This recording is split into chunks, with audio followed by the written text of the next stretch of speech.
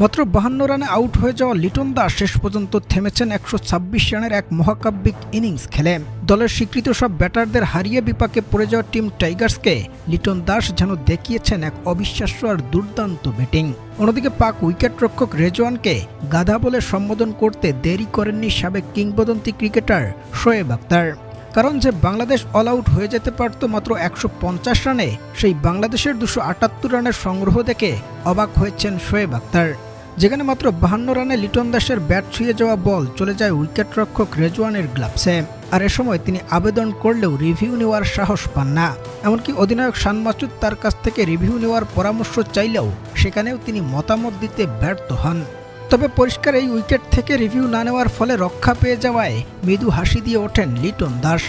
এরপর রেজওয়ানের বোকামিতে জীবন ফিরে পাওয়া লিটনের সে কি দুর্দান্ত ব্যাটিং।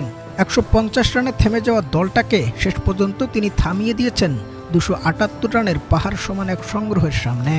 যেখানে 2টা ছক্কা আর 14টা চার হাঁকিয়ে সেঞ্চুরি তুলে নেওয়ার পর 126 রানের যে অসাধারণ ইনিংস খেলেছেন লিটন দাস, তাতে এবার উইকেটরক্ষক রেজওয়ানের সিদ্ধান্ত নিতে না পাওয়ার বিষয়টিকে গাদামি বলেই সম্বোধন দিয়েছেন শোয়েব আখতার।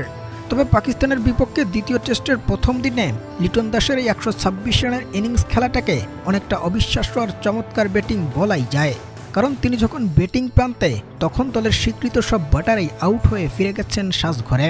বিশেষ করে মেহেদী হাসান মিরাজ এমন সময় উইকেট হয়ে ফিরেছেন যেটা দলের জন্য ছিল বেশ চিন্তাদায়ক।